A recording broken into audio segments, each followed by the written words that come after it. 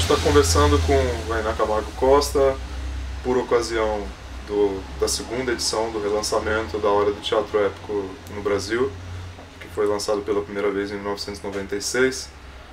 E a gente queria aproveitar para perguntar para a Iná quais foram as questões motivadoras para a redação do livro, naquele contexto da década de 90, né? O que motivou a produção dessa pesquisa que culminou no livro A Hora do Teatro Épico no Brasil. Para responder essa pergunta, é preciso fazer uma digressão de aproximadamente 15 anos, considerando a data de publicação, que é 96.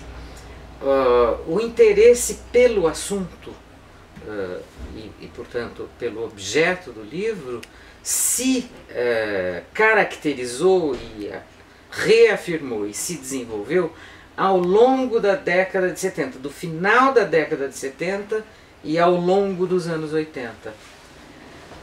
Eu posso começar falando pela questão pessoal. Eu sou da geração que viu e presenciou, foi vítima da repressão ao teatro pela ditadura, especificamente a partir de 1968. Mesmo morando muito longe da capital, em Botucatu, lá nós sofremos em diferentes situações a repressão direta da polícia à atividade teatral. A minha pergunta, na época, ainda com 16 anos, mais ou menos, era: o que é que o teatro tem de tão grave assim que a ditadura precisa perseguir estudante fazendo teatro? Nada além disso. Então, esta foi, digamos, a minhoca que me levou a integrar e a fazer parte muito empenhada de um grupo de pesquisa criado no fim dos anos 70 na USP, que se dedicou a fazer o levantamento o mais exaustivo possível de materiais relativos à produção da arte política nos anos 60. Então, eu me esclareci parcialmente sobre as razões da repressão que eu mesma tinha sofrido, de 68 em diante, nesta pesquisa. Então eu diria que o objeto já era mais ou menos o meu objeto, né? Porque agora já estou falando, fim dos anos 70, de uma pessoa que milita na luta pelo fim da ditadura. Então, juntando essas informações, nós temos o meu interesse muito pessoal e muito empenhado no trabalho de Guarnieri, Boal e Vianinha, e a minha suspeita em relação ao que era o teatro oficina, digamos assim. Isso tudo eu já tinha de experiências pessoais ou relatos. Esse era o primeiro ponto. O segundo, a constatação do quanto se tinha perdido, quão pouco material era disponível, e já a minha irritação com o tipo de recepção crítica da experiência ela mesma.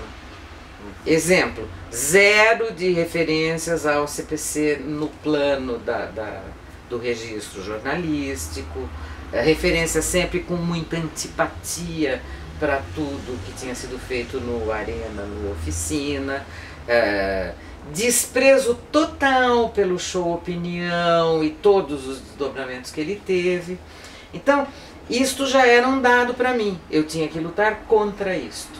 Então, quando eu defini o meu projeto de doutorado, porque o livro é o meu doutorado que foi publicado, eu já sabia quais eram os pontos-chave que eu tinha que tratar e sonhava que o meu livro, por isso o interesse em publicar, funcionasse como um elo entre gerações, né? Eu relacionei a experiência do fim dos anos 50 até o golpe militar e um pouquinho depois do golpe, experiência da qual eu tive informação de segunda mão, através da localização das peças de teatro, tudo. Essa é a pesquisa propriamente dita, e da avaliação da fortuna crítica.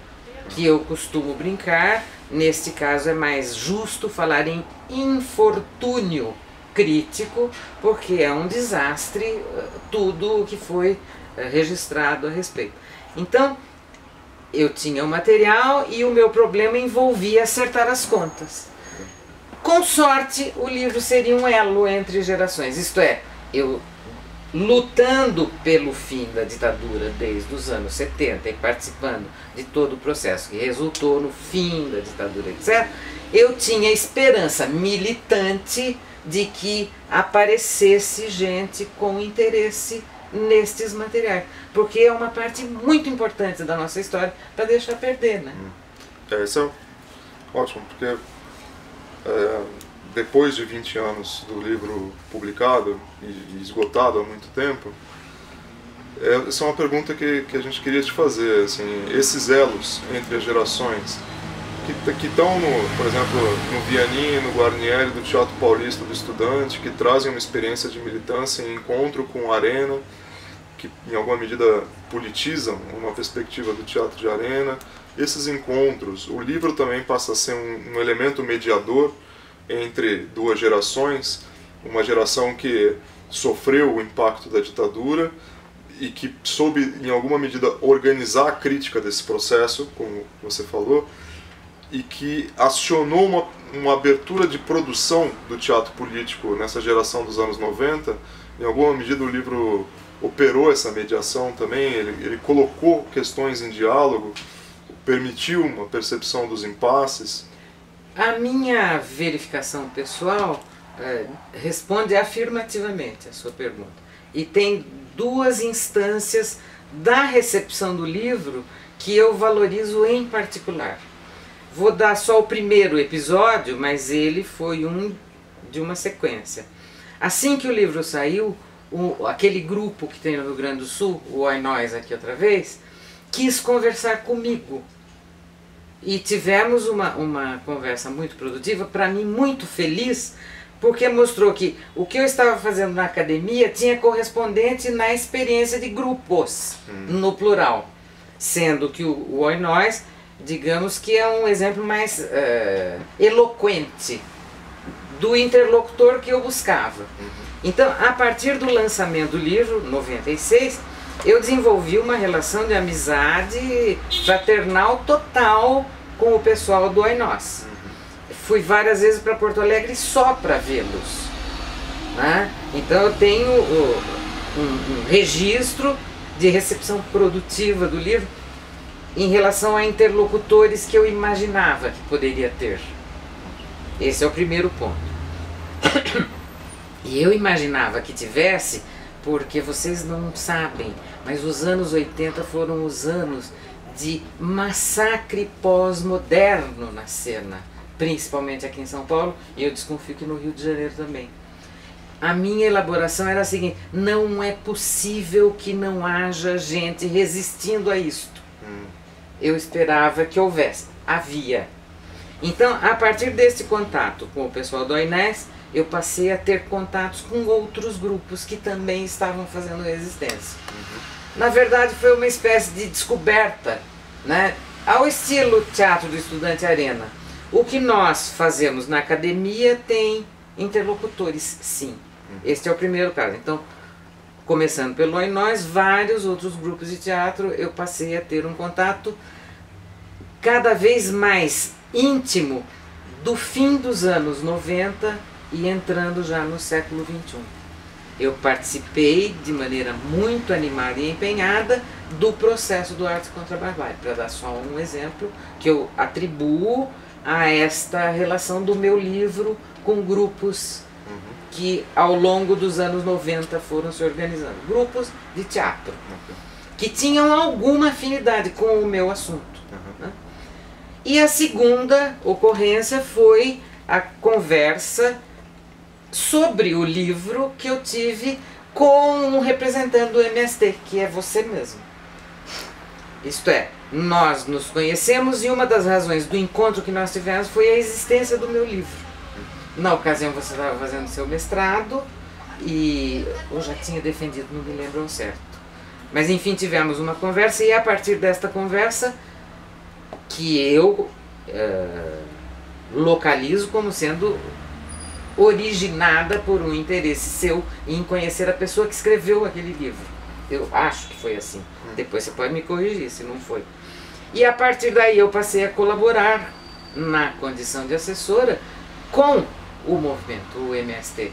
E este, nem precisa dizer, é o lado que eu, pessoalmente, considero infinitamente mais relevante da questão para mim. Né? Porque no livro está escrito por extenso que, sem um movimento social organizado, capaz de lutar por seus interesses, nada dessa discussão faz sentido. Resumindo, para grupos de teatro tem um nível de esclarecimento, autoesclarecimento, etc. Mas para um movimento organizado tem uma função de contribuir para a organização da militância. Isto é muito mais sério.